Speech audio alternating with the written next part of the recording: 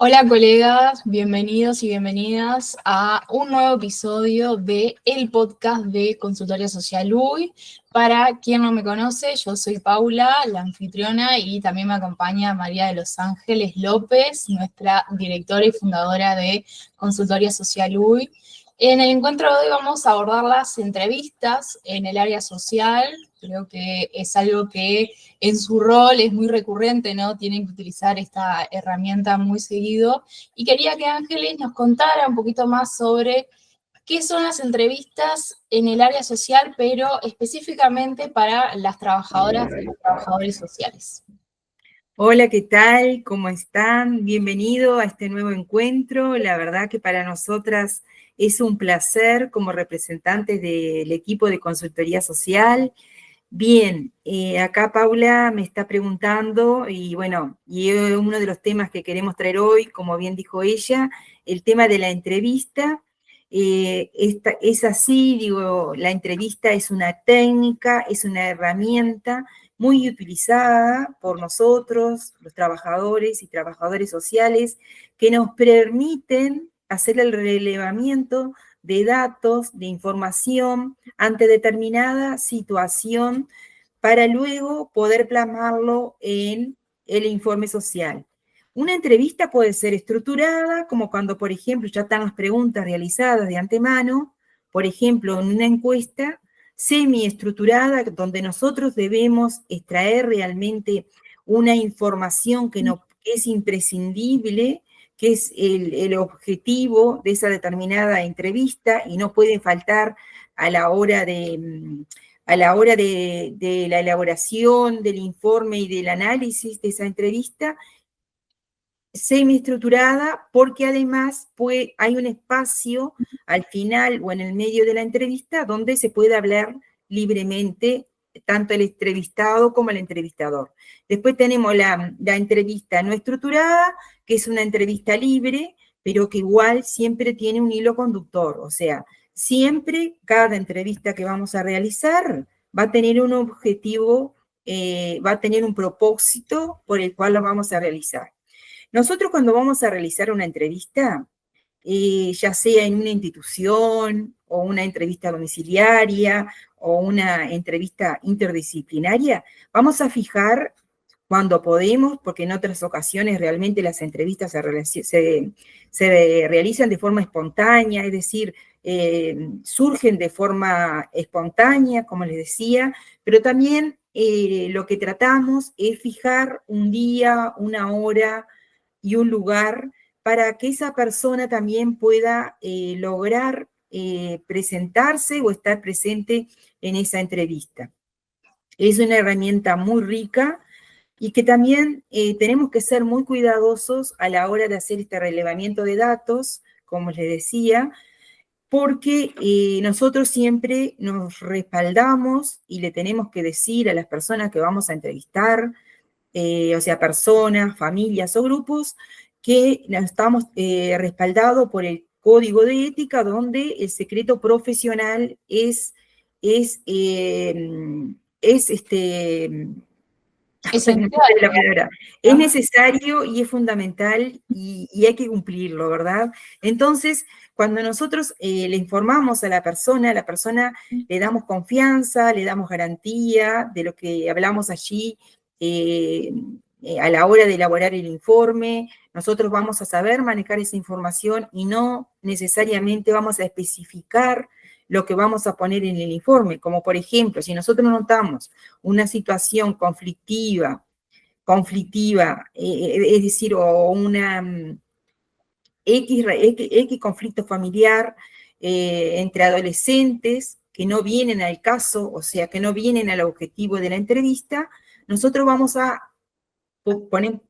poner en el informe, se pudieron observar conflictos familiares, pero no especificamos cuáles son los conflictos familiares, excepto que el propósito o el objetivo de la entrevista sea un relevamiento para saber cómo es la dinámica familiar. Pero si no, nosotros perfectamente podemos no decirlo, pero sin decir especificaciones. Ángeles, entiendo que también hay excepciones en el caso de que hubiera una situación ya de violencia muy grave, en la que quizás no se entra en detalles, pero que sí, aunque no fuera el objetivo de la entrevista, es necesario comunicarla o, bueno, hacer una derivación, ¿no? Sí, bueno, acá, por ejemplo, puedo traer un caso real, pero donde nosotros obviamente, no voy a mencionar un nombre, pero son casos reales que a mí me han sucedido en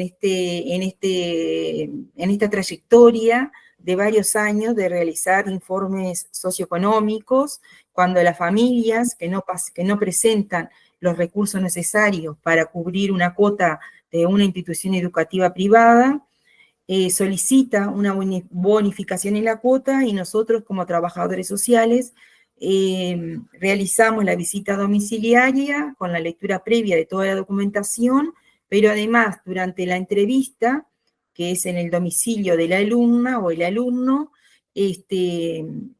como ya les decía anteriormente, coordinamos el día y la hora. Entonces, me pasó un caso muy concreto donde una familia, además de estar pasando una difícil situación económica, con pérdida de empleo, además estaba pasando una importante situación familiar que generaba en ellos un estado emocional que repercutía en todas las áreas de su vida. Coordino la entrevista, concurro al lugar, y me encuentro, cuando estoy en el salón de la casa, que estaba participando una adolescente que lloraba permanentemente. Como trabajadora social, cuando son temas de adultos, yo solicito a los padres que los menores no estén presentes, porque son los padres quienes deciden dónde van a mandar a mandar a sus hijos a estudiar, si es un centro educativo de un nivel alto socioeconómico o uno público, pero somos los padres los que decidimos por los menores. Entonces considero que por ética y por cuidado a esa menor, no debería estar presente en esa entrevista. Bueno, en ese momento, bueno, los padres rezongaban a esta menor, le decían por tu culpa, por esto, por lo otro, bueno, se estaba volviendo un clima bastante violento hacia todos, pero especialmente a la menor, que no paraba de llorar. Entonces, le planteo a los padres que, bueno, que les solicito que la menor vaya a descansar a su dormitorio, que no esté presente en ese evento, en ese encuentro, para poder hablar este tema, como le decía anteriormente, es de adulto. Traté de calmarlos, de que bajaran los decibeles, había mucha ansiedad, mucha angustia, mucha decepción de la familia. Entonces, bueno, tuve ahí como una intervención en crisis, porque realmente a mí me tomó de sorpresa, yo no esperaba encontrarme con una situación así, pero la tuve que resolver, pero también tuve que desde mi rol tratar el tema de la mejor manera posible, porque por lo que le decía anteriormente, bueno, los padres lograron comprender, la menor se retira a su dormitorio que seguía llorando, y bueno, y había reproches entre los padres, luego que la menor se retira, y bueno, y entonces, luego de haber conversado con ellos, yo le dije que era inviable poder realizar una entrevista en estas condiciones, que si ellos no lograban obtener una calma, una serenidad y focalizarse en la entrevista, que lo iba a beneficiar para la bonificación o no de la cuota en el colegio, logramos logré hacer el relevamiento de información, pero bueno, el clima no fue el mejor y por tanto es responsabilidad de todo profesional y no nos escapamos nosotros tampoco como trabajadores sociales, que cuando detectamos este tipo de violencia, este tipo de presiones, en este caso hasta al adolescente, tenemos que informar al centro educativo por la situación que está atravesando ese adolescente, que quizás el centro educativo desconoce, y gracias a la visita domiciliaria, nosotros muchas veces detectamos situaciones que el centro desconoce. ¿Por qué lo comunico al centro educativo? Primero, para que el centro educativo tuviera conocimiento por lo que estaba atravesando esa alumna, pero también para que el equipo multidisciplinario del centro educativo, especialmente el equipo de psicólogos, atendiera a esta alumna, la apoyara y la contuviera en el mal momento familiar que estaban atravesando. Entonces, se logró de forma inmediata. Esto fue incluso antes de elaborar el informe, porque consideré que era algo urgente y que la alumna estaba en una situación muy vulnerable. Lo comuniqué al colegio, el colegio de forma inmediata tomó medidas y bueno, y la alumna comenzó a recibir el apoyo psicológico desde el colegio, y además el equipo de educación estuvo como en una situación de más atención, comprensión y bueno, y frente a esta alumna que estaba sufriendo mucho, ¿no? Lo que me parece interesante de este caso es ver el dinamismo, es decir, qué dinámico es el rol de los trabajadores y las trabajadoras sociales. Porque si bien entiendo que hay un protocolo, ¿no? Por esto que vos comentabas al principio también, de, bueno, hay diferentes tipos de entrevistas, hay un objetivo, ¿no? Vos vas ya pensando qué es lo que querés obtener de ese encuentro, pero también tenés que saber que, bueno, pueden surgir situaciones que escapan de tu control y cómo manejarlo. Que de alguna manera, o sea, si bien una va preparada, me imagino, eh, tenés que adaptarte a lo que está pasando y cómo de quizás una reunión, una entrevista que iba a ser simplemente para, bueno, saber si se les iba a otorgar la bonificación o no, surgió toda esta situación y vos ya activaste ciertos recursos, ya tomaste decisiones en el momento y posterior, y que no resultó simplemente en, bueno, fui a hacer la entrevista y esto derivó en un informe, sino que tuviste un rol activo en, bueno, que esta menor pudiera acceder a lo que necesitaba en ese momento. Y creo que esto está bueno para las personas que nos están escuchando o están mirando también en YouTube, que puedan, si no han desarrollado su rol aún, sobre todo las trabajadoras y los trabajadores sociales, los que están estudiando esta carrera, puedan ver, bueno, todas las posibilidades que hay y cómo abordar también situaciones que, bueno, pueden ser complejas. Sí, tal cual. Además, esto nos lleva, como siempre, a repensar la importancia y a revalorizar la importancia del equipo multidisciplinario, de que allí donde hay una persona tiene que haber un trabajador social, porque si no fuera por esta situación de evaluación socioeconómica, quizás la institución desconocía porque esa alumna comenzaba con determinados comportamientos. Entonces, nosotros, digo, desde cada área, desde cada lugar, desde cada disciplina, aportamos nuestra mirada integral y por supuesto que va siempre en bienestar de todos, ¿no? De la alumna, del equipo del colegio, de la familia, de todo. Entonces, es súper importante bueno, que siempre estemos y que además asumamos ese compromiso y que no lo pasemos por alto.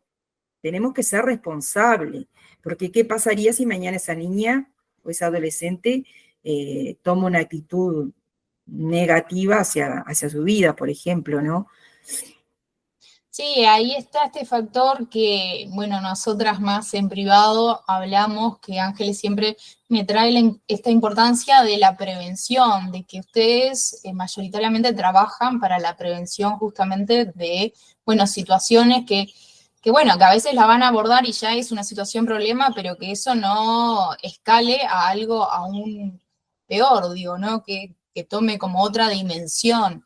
Y sí, sí, la verdad que acá, en este caso en particular, se nota y que, bueno, quizás en el momento no lo comentamos de esa manera, pero yo creo que las personas que están escuchando se pueden imaginar que si este caso, ¿no? Esta situación en concreto no es detectada a tiempo, realmente puede pasar, ¿no? A otro nivel y pueden tener consecuencias que bueno, que no son para nada lindas para ninguna de las partes, porque también es eso, o sea, no es solo por la menor, es por la familia, por justamente el equipo también del centro educativo, y que como vos mencionabas, la importancia de su rol, la importancia del trabajo en equipo, pero también es importante detectar que todos los profesionales que trabajan en los equipos son sumamente importantes y necesarios en esos equipos y que a veces quizás el rol del trabajo social, de las trabajadoras y los trabajadores sociales, queda un poco de lado,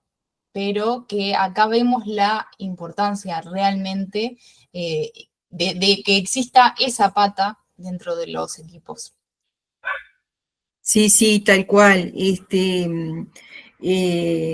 Bueno, después también, hablando de entrevistas, hoy voy a traer algunos de los tantos ejemplos que he tenido en mi trayectoria profesional, que bueno, que hice como como una selección, porque realmente son varias, pero bueno, hablando de entrevistas para evaluaciones socioeconómicas, o sea, se supone que la familia solicita este beneficio cuando tiene una situación crítica, tanto a nivel de salud, a nivel de economía, a nivel de contexto familiar, pero muchas veces también da lugar a que muchas veces las personas pidan, porque bueno, alguien pidió, yo también voy a pedir. Entonces, por eso es bien importante que varias instituciones educativas cuenten con nuestro rol para poder, de alguna manera, conocer la realidad desde el hogar, o sea, conocer cómo está conformado el hogar, cómo es la dinámica de esa familia, cómo vive, en qué condiciones, pero sobre todas las cosas, tener un espacio privado, un espacio exclusivo para ellos, poder trasladarnos a nosotros, trabajadores sociales, todas sus inquietudes, todos sus dolores, todas sus tristezas, porque muchas veces también hacen catarsis con nosotros y bueno, obviamente que lloran, que, que- que- que han perdido como esa esperanza a la vida por lo que le están pasando. Nosotros también tenemos que ser una inyección de motivación, de darles esperanza, sin perder la profesionalidad, pero también tenemos que tener esta parte de humanismo, ¿no? Que no cuesta nada, porque una palabra positiva, una palabra de aliento le cambia el día a cualquier persona, y más a una persona que está sufriendo una dificultad. Pero bueno, volviendo al tema, esto de que a veces las solicitudes nosotros tenemos que detectar durante la entrevista, y durante la entrevista estamos recibiendo, escuchando información, pero a su vez también estamos evaluando. Porque estamos tan focalizados en cada movimiento, en cada palabra, en cómo la dice, en cómo la expresa. Entonces, en una ocasión, bueno, me pasó en otro centro educativo que también solicitan una bonificación para 2 hijos, para 2 alumnos, y bueno, para hacerla como bien sintetizada a esta entrevista, visita domiciliaria, bueno, luego de hacer un relevamiento de datos, de preguntar la situación, cómo está, digo, es también una entrevista semi-estructurada. A veces tiene que ser estructurada porque hay familias que no hablan, entonces hay que hacerle las preguntas directamente, pero por general nosotros logramos un encuadre ameno y de confianza donde la familia se abre.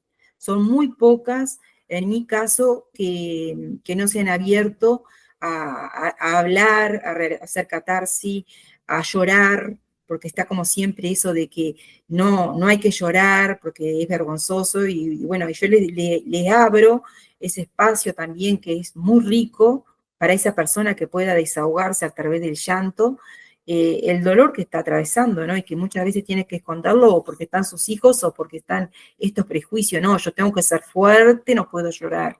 Entonces, bueno, volviendo al caso anterior, en una oportunidad me pasó que luego de hacer todo el relevamiento, análisis y demás, el papá, porque en ese caso estaba solo el papá, que había sido recientemente despedido, pero con un buen despido, me dice que, bueno, que el motivo por el cual él solicitaba esa bonificación en la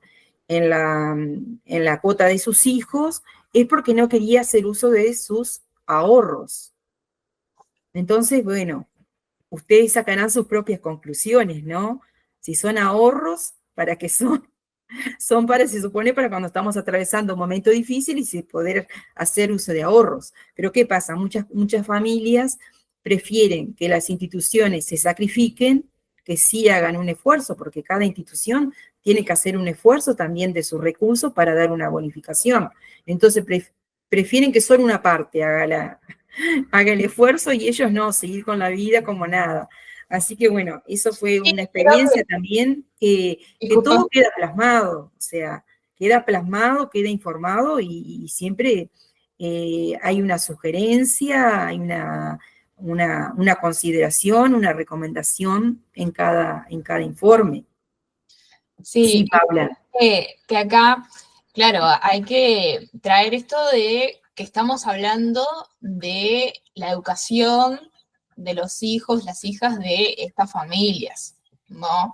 Por eso traer esto de, bueno, quizás fue solicitado desde un lugar que para, ¿no? Que luego de la entrevista se considera no tan favorable o que quizás es una persona que no tiene tanta necesidad de acceder a esa bonificación. Digo, tenerlo claro porque creo que se entiende el contexto, pero bueno, me parece importante reforzarlo. Y sí, mostrar como dos visiones, ¿no? Como dos situaciones. La primera, y bueno, y cuando hay una necesidad y cuando realmente la familia puede solucionar sus problemas a través de sus propios recursos, ¿no? Bueno, Y no disculpa antes de sé, como seguir, porque sé que tenemos otros casos, porque bueno, yo tengo el anticipo de lo que vamos a hablar hoy, eh, pero creo que acá me parece importante resaltar también cómo todo esto es posible, visibilizar todo esto por el hecho de que tú fuiste, hiciste la entrevista, o sea, cumpliste con tu rol y eso hizo posible decidir, bueno, a esta familia se le da una bonificación, a esta otra familia no, porque claro, yo me imagino que desde la institución reciben las solicitudes, pero claro, no tienen cómo saber cuál es la realidad de cada familia. Y tú lo mencionabas un poco adelante, pero me parece importante como para cerrar un poco estos casos de evaluaciones socioeconómicas, traer esto, ¿no? De, bueno, realmente, o sea, es importante y acá te das cuenta más en la práctica, porque a veces quizás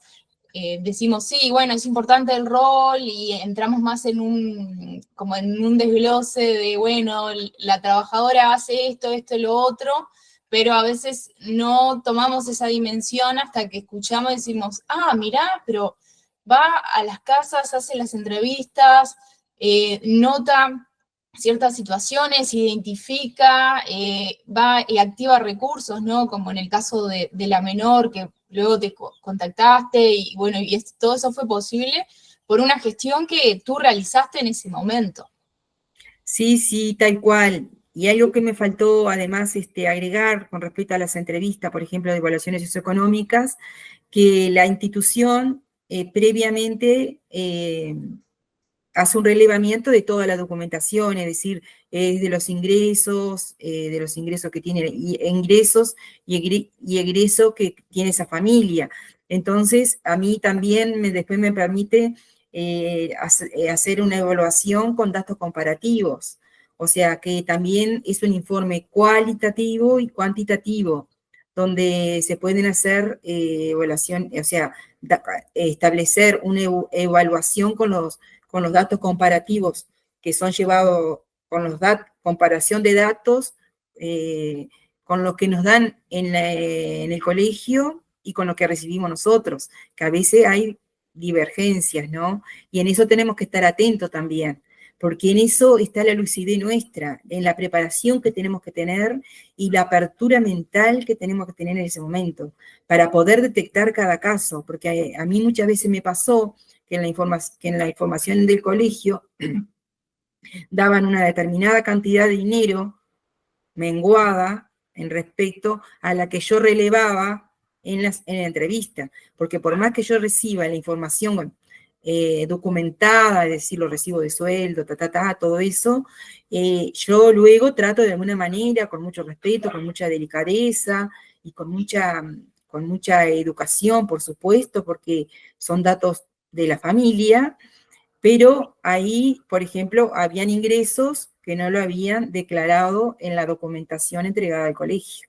Entonces ahí también hay un cambio que fue detectada gracias a esa entrevista, a ese diálogo, a esa confianza que uno logra establecer con el otro, que se pudo detectar elementos que no estaban informados en los documentos entregados en el colegio. Ahora no sé. Sí, sí, sí, sí, me parece importante traer también esa parte de que, claro, no estamos hablando de una evaluación que es realizada solo por la entrevista, es decir, por lo que es dialogado, sino de que también hay datos que hacen posible cuantificar realmente la situación de esa familia y que luego también, o sea, a través del diálogo de la entrevista, se pueden notar o identificar otros factores, bueno, para luego tomar una decisión, o sea, que lo hace la institución educativa, pero gracias a todo este relevamiento de datos y del análisis, porque no es solo relevar los datos, sino que ustedes están haciendo un análisis y que luego eso va plasmado en un informe, ¿no? Porque tiene todo un proceso y tiene también todo un aspecto sumamente profesional, ¿no? Y que en el episodio anterior hablábamos justamente de los informes sociales y nos pareció relevante traer aspectos más específicos o adentrarnos un poco más en las entrevistas, porque claro, es de ahí de donde se sacan estos datos para luego elaborar estos informes. Y bueno, ahora pasando un poquito quizás a otros casos, porque también me imagino que dependiendo del área en el que estés desarrollando tu rol, va a depender un poco de cómo son estas entrevistas. Por eso también hay esto de una entrevista estructurada, semiestructurada o abierta. Entonces, me gustaría que nos contaras algunos otros relatos de otras áreas y bueno, ¿y qué conlleva, no? O sea, si son diferentes realmente las entrevistas, cuáles son los objetivos. Sí, además del tipo de entrevista, es decir, estructurada, semiestructurada o abierta, también la entrevista va a depender en la institución donde realicemos esa entrevista. Porque, por ejemplo, en un centro de salud, nosotros podemos entrevistar al paciente, a la familia, que puede ser una entrevista semiestructurada, pero muchas veces también es una entrevista abierta porque el paciente nos puede solicitar a nosotros una entrevista donde quiere plantear determinados problemas. Entonces nosotros, bueno, escuchamos, porque quizás no estás a través de la entrevista que nos solicita, está queriendo recibir información de determinado recurso de la comunidad, ante lo cual nosotros le informamos, lo asesoramos y también lo acercamos a las instituciones. Es decir, hacemos un nexo, una coordinación interinstitucional donde no dejamos a la deriva esa persona que vino a buscar apoyo. Pero además, en los centros hospitalarios, nosotros bueno, es un rol muy específico, es un rol muy importante, en el cual, además de trabajar con la familia, cuando el paciente la tiene, También trabajamos en equipo multidisciplinario, es súper rico porque está la mirada desde la enfermedad, ¿no? De por qué esa persona está internada, y la mirada desde lo social, desde lo psicológico, desde lo motriz. Entonces, como parte de mi rol, el recorrido diario por las salas de un centro de salud es fundamental. ¿Por qué es fundamental? Porque nosotros, como siempre lo expreso, no solamente realizamos entrevistas, sino que también llevamos ya como con nosotros lo que es la observación, el poder detectar situaciones no visibles, que a veces son invisibles, pero que bueno, que hay algo que nos mueve, que vemos algo raro, que vemos algo extraño. Entonces, bueno, nosotros no nos podemos quedar con los brazos cruzados porque nosotros tenemos la capacidad y la preparación de poder detectar situaciones, y como decíamos anteriormente, desde la prevención o desde por qué se suscitan internaciones frecuentes de un determinado paciente. Me pasó, por ejemplo, de una paciente joven que padecía diabetes. Entonces, tenía reiterados ingresos a la urgencia del centro de salud porque tenía citocidosis, es decir, tenía hiperglicemia. Entonces entraba en estado grave porque, bueno, pero llamaba la atención los reiterados ingresos de esa señora al centro de salud, que luego, además, cuando salía del CTI y pasaba a la sala, el equipo médico, el equipo de enfermería, no lograba que esa hiperglucemia bajara. Entonces decía, ¿qué pasa? Estamos dando una dieta que la nutricionista preparó específicamente para ella. Está recibiendo la medicación adecuada. Entonces, bueno, todos nos preguntábamos qué pasaba ahí. Entonces, en una de estas recorridas que yo les digo, entro a la habitación, bueno, hola, ¿qué tal? ¿Cómo están? ¿Cómo están pasando? Porque nosotros tenemos que poner la empatía, ponernos también de alguna manera en el lugar de esa persona que está padeciendo, que lleva a veces meses internados. Entonces, bueno, una sonrisa, un ¿cómo estás? ¿Estás mejor? Bueno, estamos acá, estás necesitando algo, ¿en qué te podemos apoyar? Ingreso y estaba la paciente, la cual yo les comentaba anteriormente, tomando una bebida cola. Y él era en horario de visita y estaba acompañado por su compañero, quien, bueno, era su compañero, bueno, su pareja, en un momento fue su vecino, y había un paquete de bizcochos. Entonces, yo quedé realmente sorprendida e impactada porque no pensé con encontrarme con todo esto y les pregunto qué era lo que estaban consumiendo. Entonces, bueno, entraron a dar una serie de explicaciones que claramente no coincidían con la realidad. Entonces yo les expliqué que, bueno, que él la estaba realmente perjudicando a su pareja, trayéndole la bebida cola, porque evidentemente no podía consumir nada con azúcar, y el compañero se lo traía. Entonces, ahí le explico que no puede ingresar ningún tipo de alimentos, que la compañera recibe la alimentación del centro de salud. Bueno, él un poco se enoja, bueno, esconden la bebida cola y los bizcochos, bueno, dice, disculpe señora, yo lo voy a guardar y demás, pero bueno, yo acá inmediatamente comunico al equipo multidisciplinario lo que acabo de contactar, Constatar. constatar, perdón. Entonces, quedaron todos asombrados porque ninguno se imaginaba, porque además no era la primera vez esta señora venía, reingresaba, porque claro, ¿y por qué no lograban bajar los niveles de insulina estando internada? Por supuesto que no, si estaba consumiendo permanentemente alimentos con azúcar.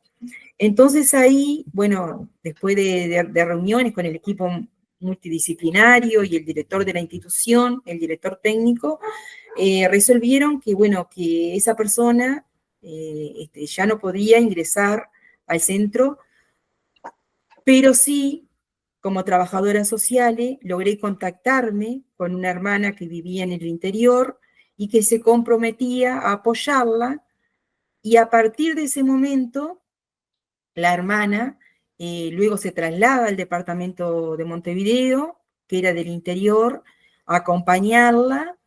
Y bueno, esta señora, los ingresos no dejaron de ser asiduos y pasaron a ser solamente de control médico. Entonces, bueno, son otras de las estrategias, otras de las decisiones, y dentro de nuestro saludo, de nuestro buenos días, buenas tardes, también está la observación de todo lo que hay alrededor, de todo lo que vemos alrededor. Así que bueno, hubo un final feliz, porque si esta señora seguía consumiendo, iba a terminar, obviamente, perdiendo su vida, ¿no? Sí, y acá sumamente importante, como vos mencionabas, la observación y que claro, no fue hasta que se constató, o sea, que tú presenciaste esta situación, que eso no tuvo una resolución, porque claro, nunca iba a pasar, por más que se les consultara, se les preguntara, se hiciera una entrevista, ¿no? Nunca iban a comentar estos hechos, porque quizás ellos mismos a veces pasa que un poco por la ignorancia, pero porque claro, o sea, una no es médica y bueno, y por ahí se te explica, ¿no?, la condición que tenés, pero a veces cuesta, a las personas le puede costar, ¿no?, entender todo lo que eso conlleva.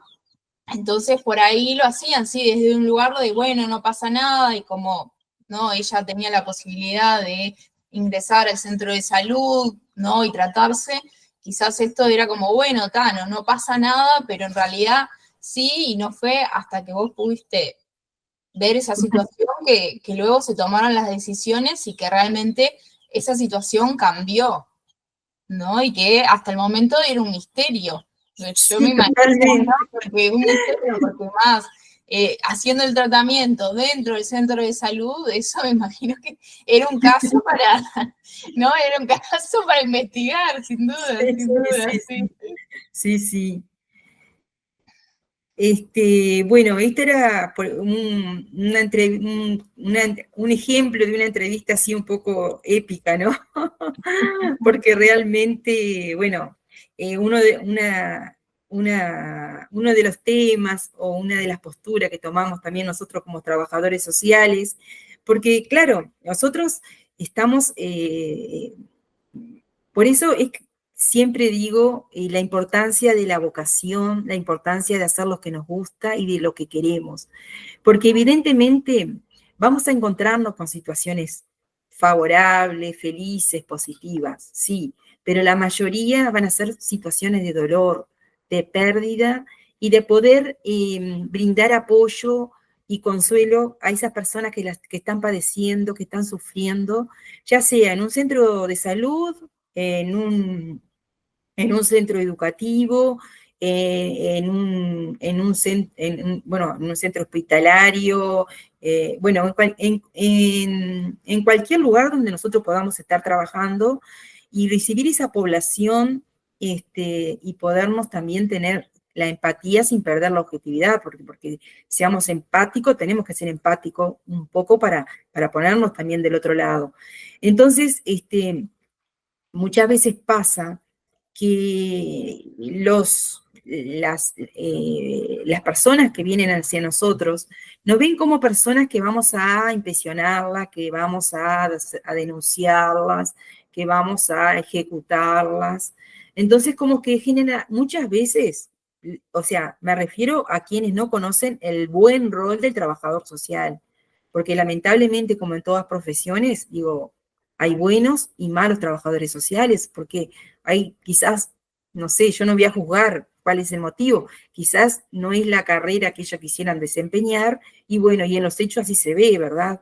Pero cuando nos gusta lo que hacemos, cuando amamos lo que hacemos, cuando somos vocacionales, tenemos que mirar un poquito allá, y entonces cuando les decía, cuando hay mucho dolor o cuando hay mucha alegría también, no está malo, no es malo darle un abrazo, un apretón de mano, un felicitaciones, cómo pudiste superar los obstáculos, qué cambio positivo que tienes. O sea que nosotros todo eso lo podemos hacer y no por eso vamos a dejar ser ni más ni menos profesionales, porque también somos humanos que sentimos esa alegría compartida cuando la persona logra vencer obstáculos y obtener, por ejemplo, mayores conocimiento a la hora de atender a su hijo, a la hora de llevarlo al control. O sea, que logra tomar conciencia, por ejemplo, en el rol de madre. A mí me pasó en un CAIF que, por ejemplo, una mamá que era asidua al CAIF, siempre iba con un tema, con otro tema, bueno, ah, era un caso muy complejo porque el niño que iba al CAIF, era, vamos a decir, era fruto de una violación por parte de un familiar, entonces tenía unos problemas de retardo y de problemas propios de cuando son vínculos de sangre tan cercanos, ¿no? Entonces, bueno, no por eso se la juzga a la persona, sino al contrario, se la apoya más, se la respeta. Y era una persona que a pesar de los pesares era muy cálida y que le gustaba hacer sus planteos, conversar. Y un día me dijo a mí, María, ¿tú eres con todos así? Y bueno, yo no me había dado cuenta si era con todo o no, porque ya estaba como internalizado en mi forma de ser, de ser lo más amena posible, de ser, o sea, de demostrar cariño también, de darle un abrazo, tanto en un momento de logro como de dolor. Yo creo que todos los trabajadores sociales no podemos perder la humanización, como en otras profesiones, que lamentablemente se va perdiendo la humanización de las profesiones. Entonces nosotros tenemos que velar por la humanización, porque si no, estamos tratando a las personas como unos simples números, como unos simples expedientes. Y nosotros tenemos que ver más allá de todo eso. Tenemos que ver el ser humano que está detrás de ese problema.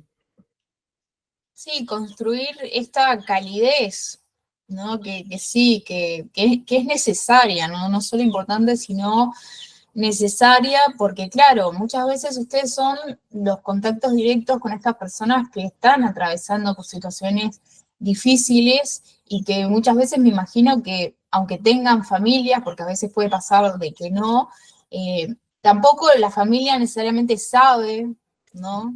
Sabe todo, no tienen el apoyo a veces porque me imagino que hay situaciones de vergüenza, de miedo, ¿no? Entonces ustedes son las personas que están ahí brindándoles las soluciones que son posibles, pero también, como vos mencionabas, ese apoyo y algo que tú estabas comentando y que, claro, yo pensaba, es que muchas veces ustedes son también las personas que ven ese progreso, que llevan, que hacen ese seguimiento y notan lo que quizás mismo la persona no ve, porque a veces pasa, ¿no? Una está viviendo y por ahí sí progresaste, o sea, tuviste avances, lograste cosas que te habías propuesto y que como que no lo vas observando, y qué importante esto de decir, bueno, pero ¿por qué yo no puedo ir y mencionárselo? Porque sin duda va a tener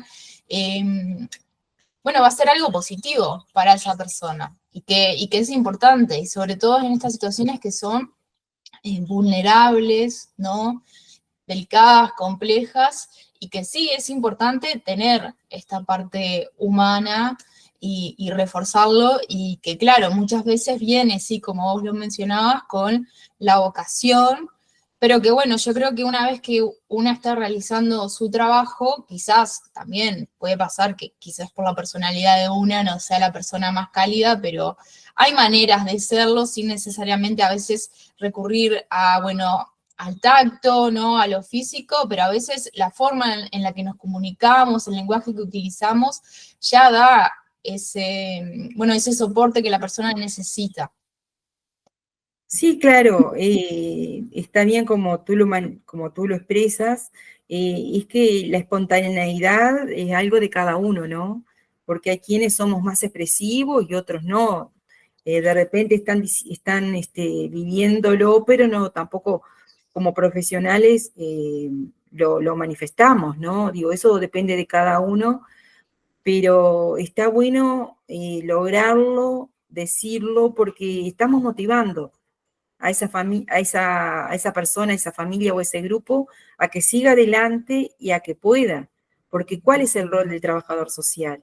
El rol de trabajador social es desarrollar las potencialidades que tenga esa persona, ese grupo o esa comunidad.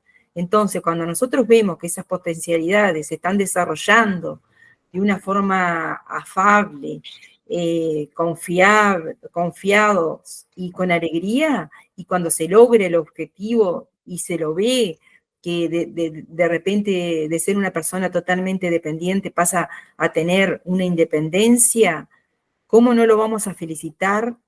Porque digo, también es un gran orgullo para nosotros como profesionales, que nos está hablando y también nos está demostrando que, bueno, que lo hicimos de la mejor manera y se están viendo los buenos resultados y esa persona se está sintiendo totalmente valorada, ¿no?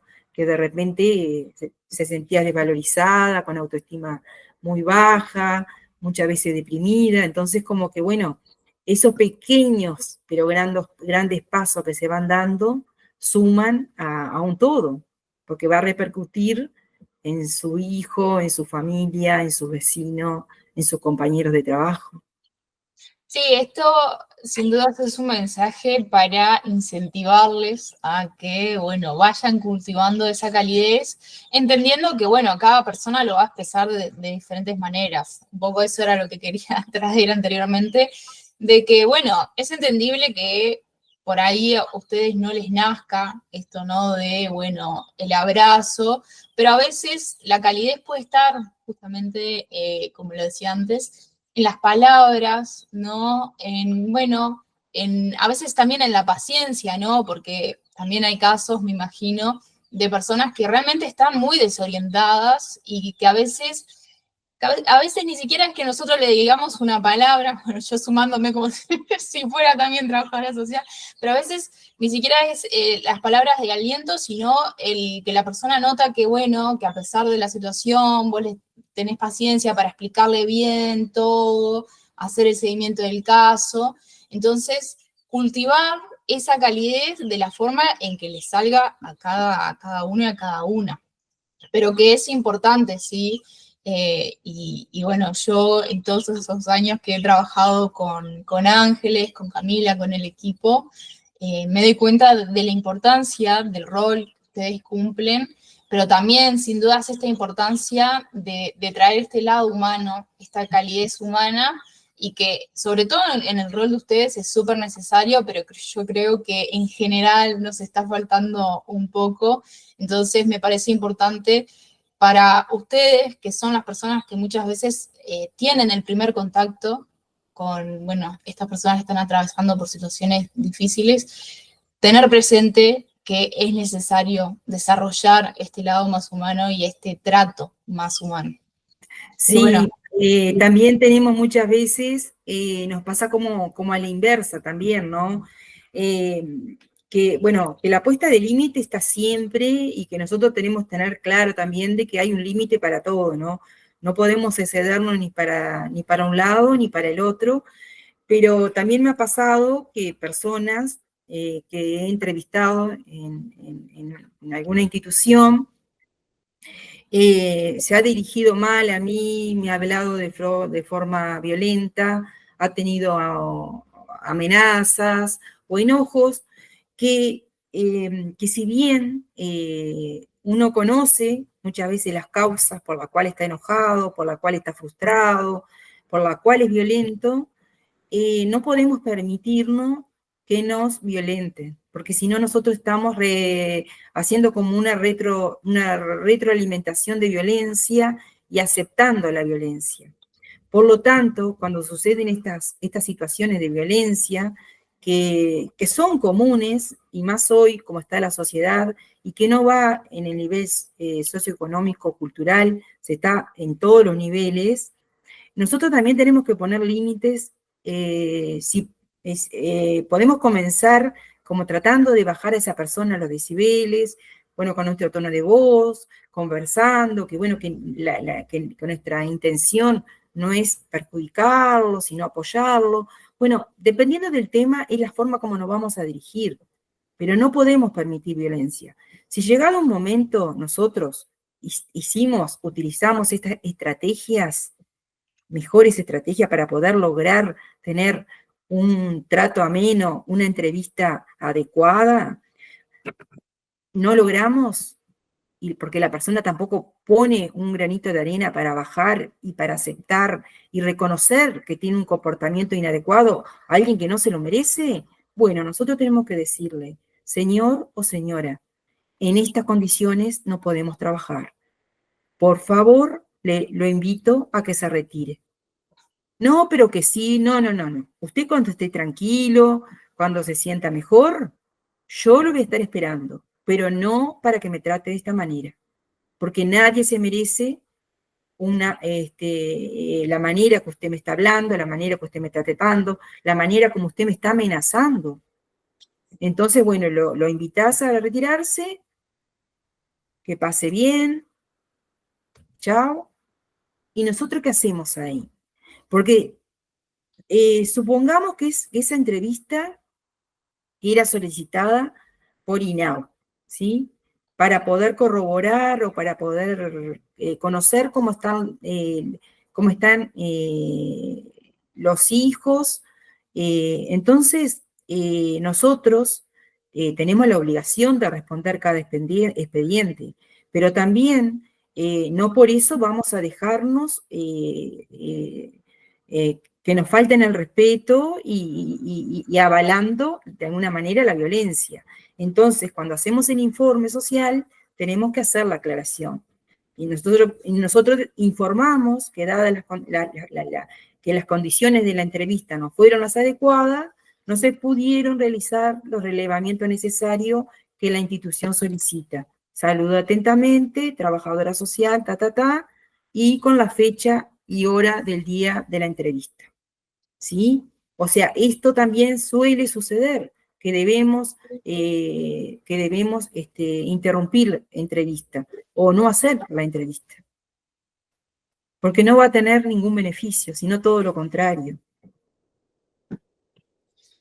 Sí.